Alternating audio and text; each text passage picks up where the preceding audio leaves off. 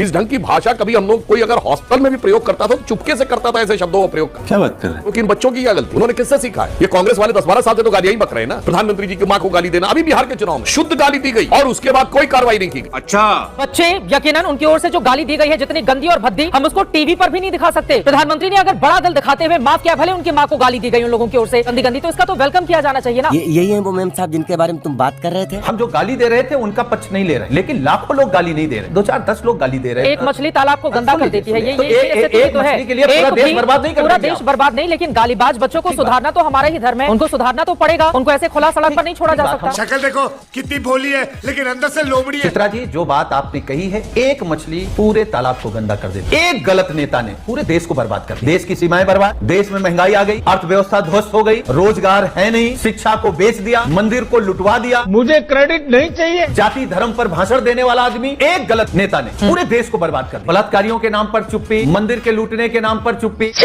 प्रधानमंत्री जी इसलिए नहीं बने कि केवल अडानी के लिए काम करें, देश के संसाधनों को बेचे। देश का कौन सा संसाधन बेच दिया? देश का कौन सा संसाधन छोड़ा? बेचा कौन सा? बिजली छोड़ी, जंगल छोड़, अडानी को बेचा, अपने परम मित्र को। अडानी कोई अमेरिकी थोड़ी ना है, उद्योगपति तो ऐसा काम करेंगे ना। यहाँ मीडिया के लोग बहुत अच्छे हैं। गाली को ताली और माफी को लेकर इस तरह की भावना क्या आपको ठीक लग रहा है? अतुल लोढ़े पाटिल जी, अभी पता चलेगा। जिस देश का प्रधानमंत्री गाली गलौज करने वाले भद्र महिलाओं को और बच्चियों को गाली गलौज करने वालों को फॉलो करता है, सिर्फ नरेंद्र मोदी जी की माताजी सबकी माताजी है वो। ये बड़ी अच्छी बात कही है। 12-15 साल की लड़कियों के कपड़े फाड़ना, प्राइवेट पार्ट में डंडा डालना, डंडे को कील लेके आना, विदाउट यूनिफॉर्म पुलिस आना, पुलिस के छाती पे बैजेस नहीं होना, ये सोची समझी चाल और सोची समझा षड्यंत्र अगर सरकार अपने ही बच्चों के खिलाफ कर रहा होगा तो कैसा होगा? हमको नहीं पता। 33-34 दिन तक बच्चे शांत बैठे, जिस दिन मार्च करना है उसी दिन बराबर ये ट्रक आ जाता है, उसी दिन ये सारा षड्यंत्र हो जाता है और बच्चों को बेरहमी से मारा जाता है।